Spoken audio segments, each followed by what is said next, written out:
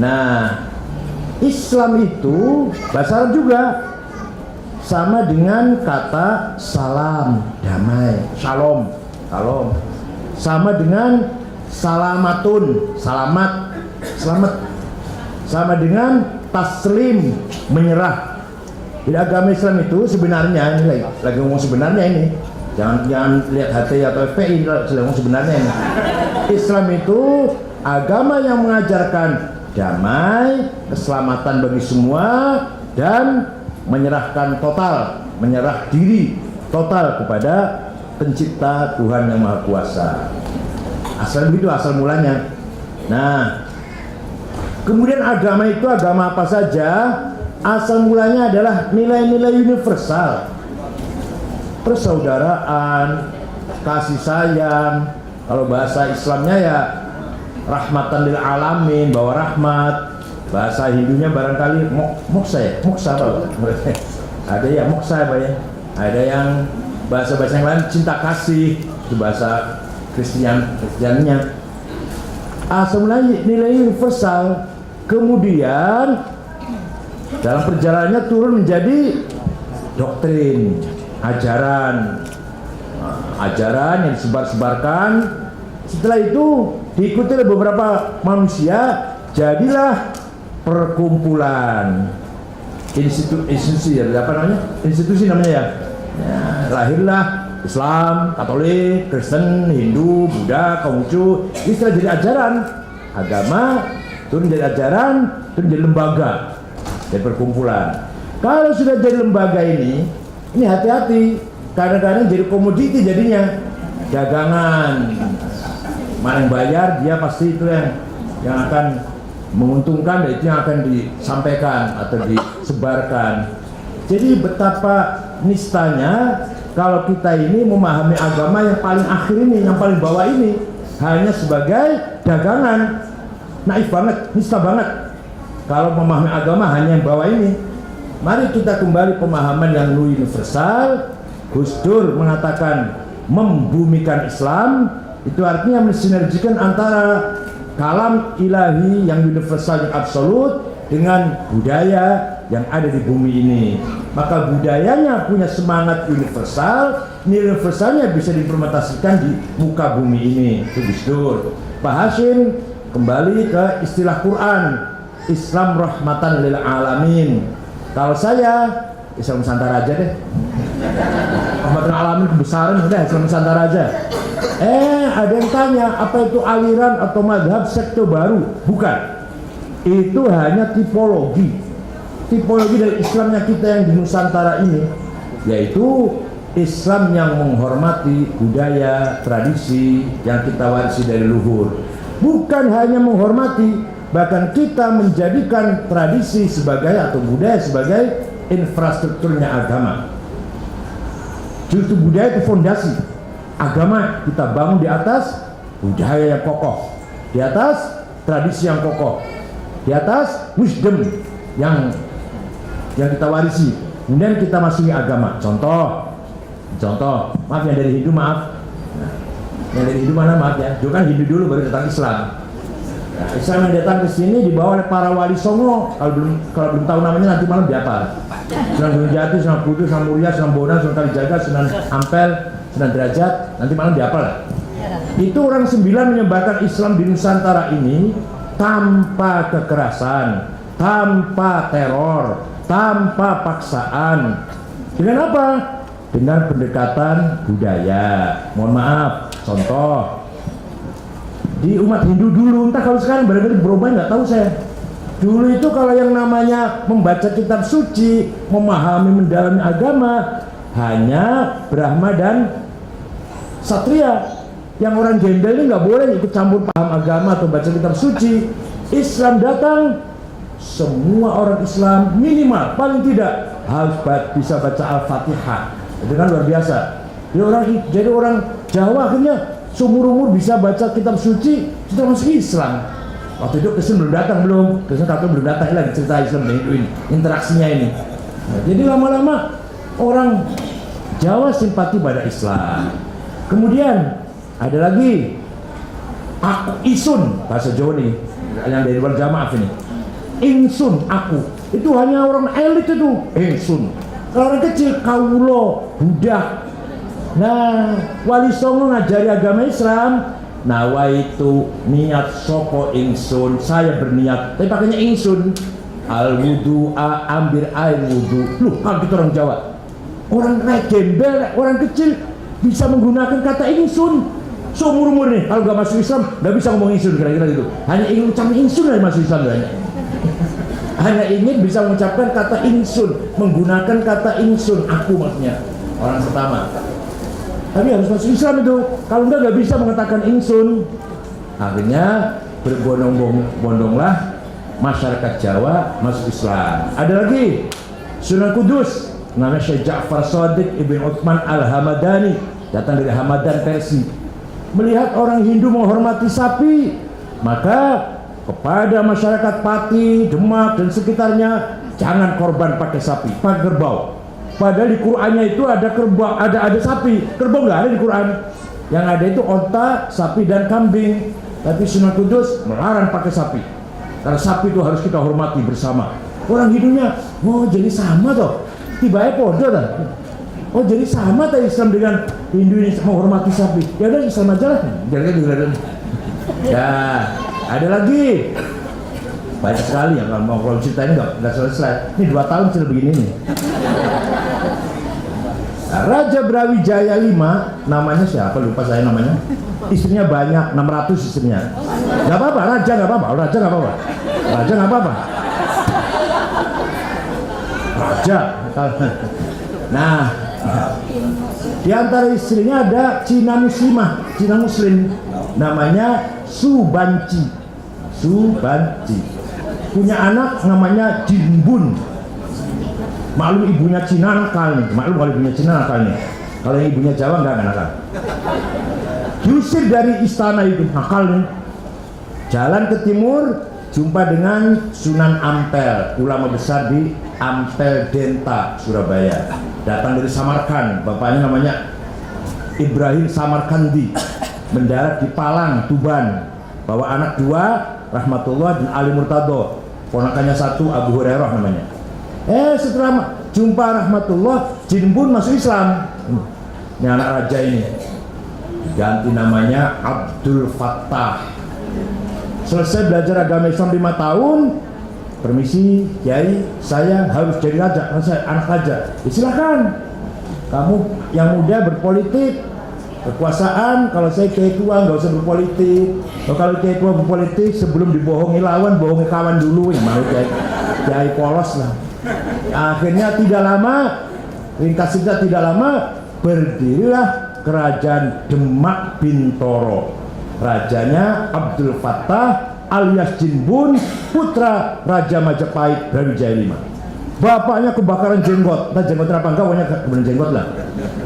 Anaknya jadi tahu-tahu jadi raja Islam. WA ke anak 1.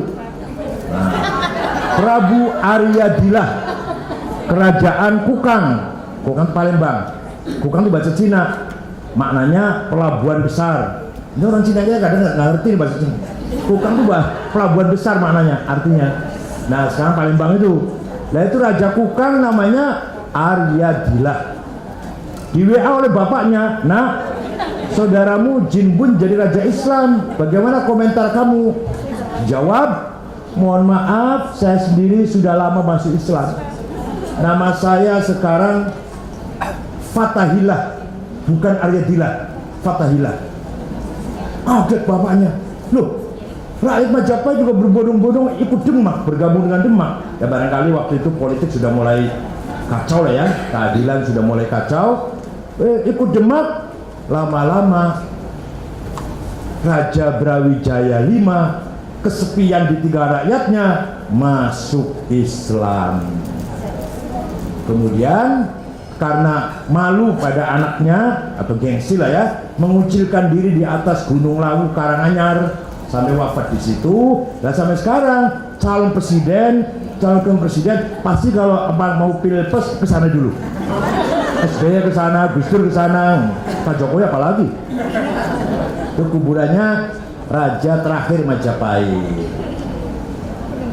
Hilanglah Majapahit, yang dulu gagah perkasa ketika hayam ngurus Gajah Mada, tanpa peperangan, tanpa darah, tanpa kekerasan, tanpa teror. Kata orang Majapahit Jawa sini mengatakan, bahasa Jawa ini maaf bukan orang Jawa, hilang sirno kertanen bumi. Kerajaan Majapahit hilang ditelan bumi. Ilmunya mana yang katanya orang Majapahit itu sakti, bisa terbang, bisa. Ilmunya Surodiro Jayaningrat lebur dening pangastuti. Kejayaan orang Jawa kalah oleh doanya santri katanya. Jadi santri dulu, kalau santri sekarang doanya drobos. Kalau santri sekarang keseringan bikin proposal, jadi malah doanya itu. Kalau santri dulu doanya luar biasa. Kiai-kiai dulu luar biasa, kiai sekarang doanya drobos karena keseringan kalau sekali dua kali nggak apa-apa, keseringan bikin proposal.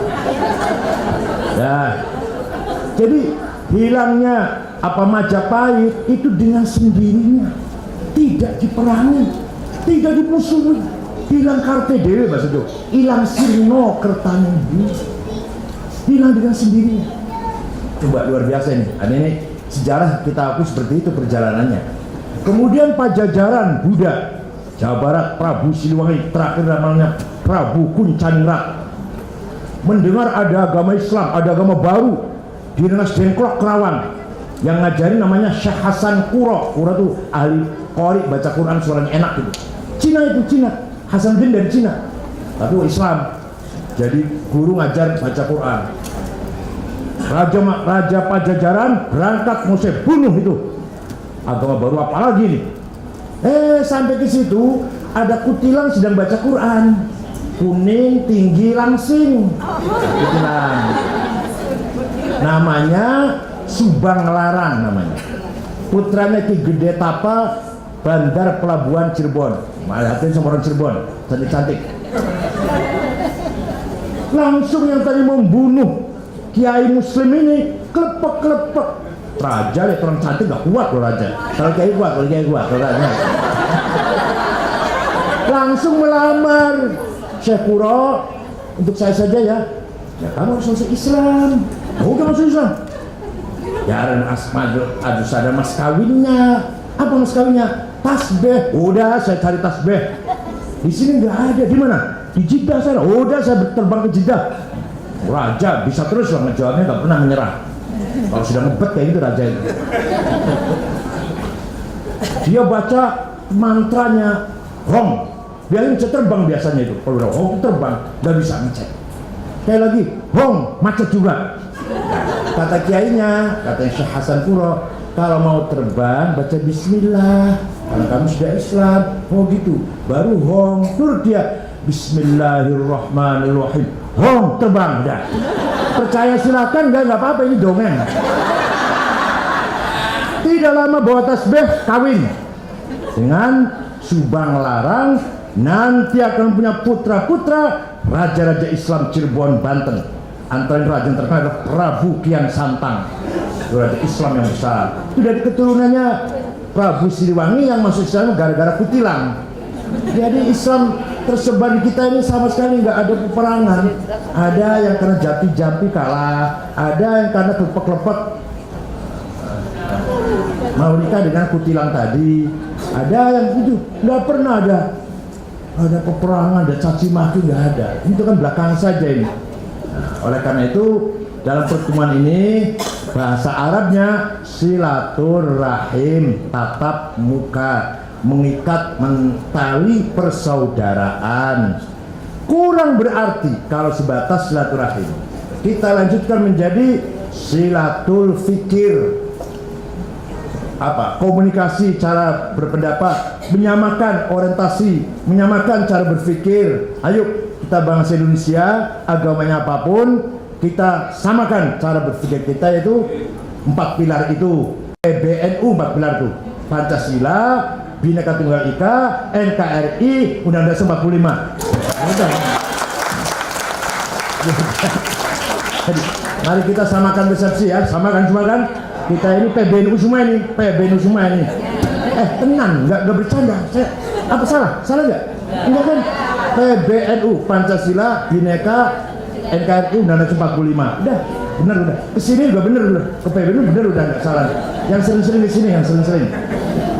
Nah, mari kita perkuat hubungan cara berpikir, cara berorientasi, cara berpersepsi, cara menganalisis pandangan, punya pandangan. Ayo kita samakan, bukan hanya tatap muka selesai. Ayo kita samakan.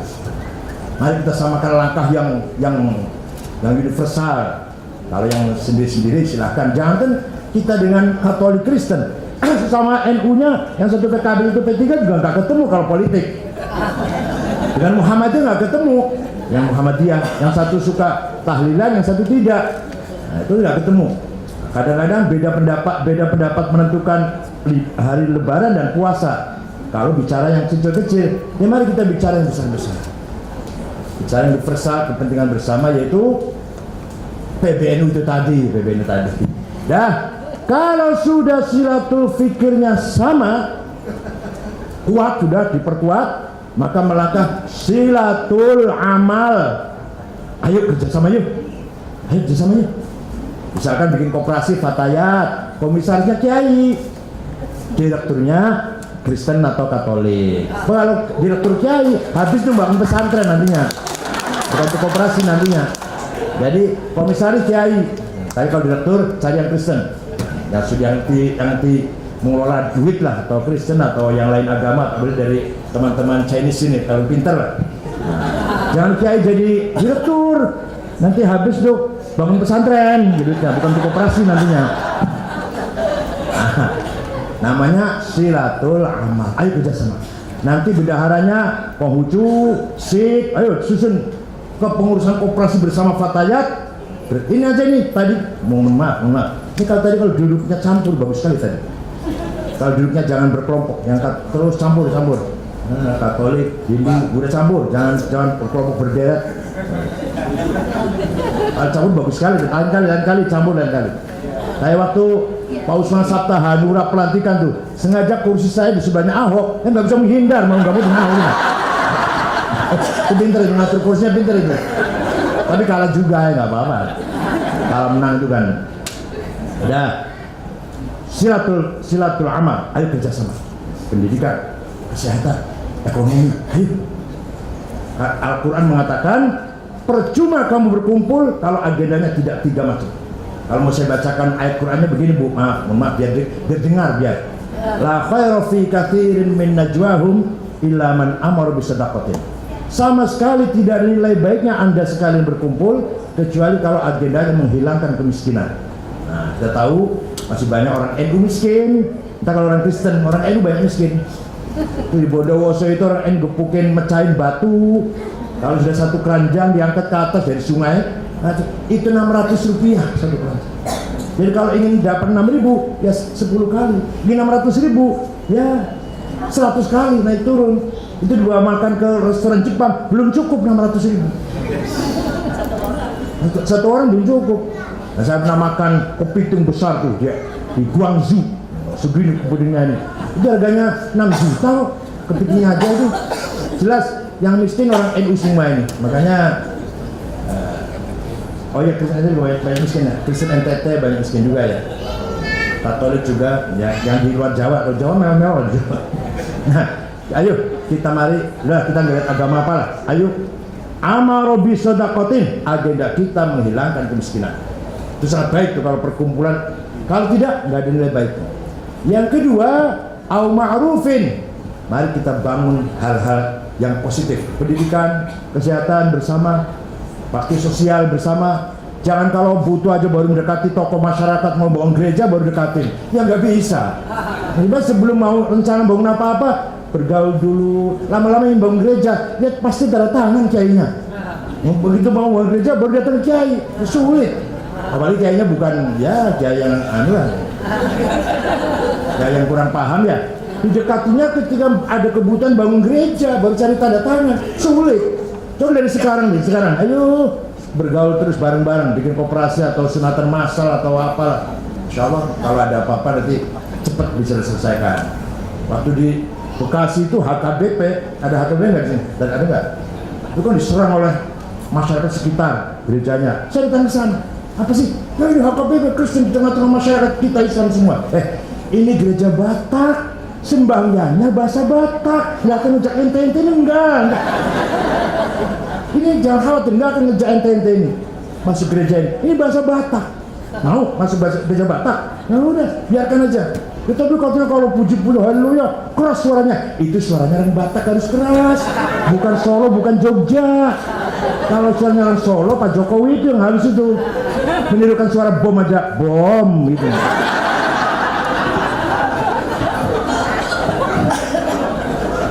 Nah, yang terakhir puncaknya ini silaturruh. Apa silaturruh itu? Hubungan spiritual. Hubungan spiritual. Kita manusia ini punya potensi kekuatan spiritual. Yang ada medianya adalah intuisi. Intuisi ini tempatnya nilai-nilai kebenaran, kekuatan yang luar biasa. Semua manusia. Nah, tapi kadang tidak dipelihara, kekuatan itu percuma, hilang. Jadi kalau kita pelihara kekuatan intuisi kita, lebih efektif daripada akal, lebih efektif daripada logika, yaitu kekuatan yang ada di dalam bagian kalbu kita yang namanya bahasa Arabnya dauq, intuisi yang menampung ide, lintasan ide ada 4 macam, dari Tuhan, dari malaikat, dari setan, dari hawa nafsu kepentingan. Nah, tahunya gimana? Dicari tahu sendiri masing-masing. Kalau ide itu ketahuan masyarakat banyak senang, dari Tuhan itu. Kalau ide ada dalam hati saya, rencana ide atau apa, seandainya ketahuan orang banyak malu, takut, dari setan itu. Dari setan itu. Sana ada orang cantik, mau datangi, jelas malu itu kalau ketahuan orang. Setan itu atau hawa nafsu itu. Ini kalau sana ada musibah banjir, saya mau bantu, itu dari Tuhan itu. Saat ini di shooting, turun beritanya ke koran, senang banget, senang sekali. Itu jelas dari Tuhan. Itu namanya ide robbani. Kalau dari malaikat, ide malakuti. Kalau dari setan, ide syaitani, namanya was-was. Nah, ini bahasa Islam, ini biar tahu bahasa Islam, Bu. Nah, kalau dari kepentingan hawa nafsu namanya hawajis, ya gitu ya. Apa hawajis? Bahasa Inggrisnya hawajis. Kepentingan dari setan itulah, bisikannya.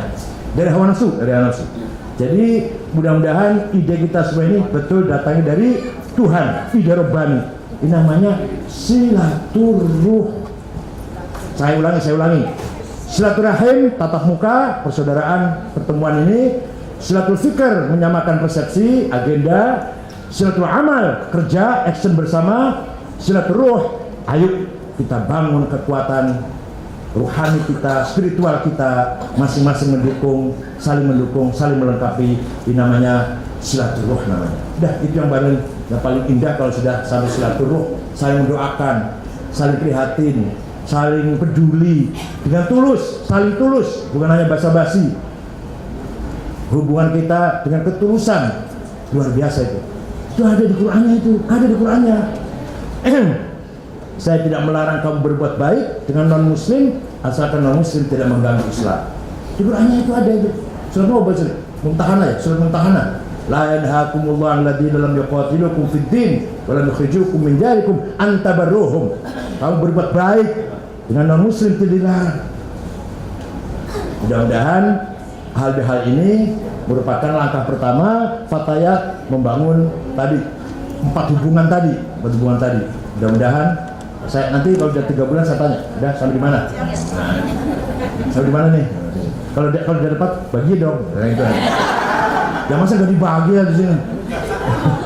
Kalau udah ada hasilnya bagi-bagi dong.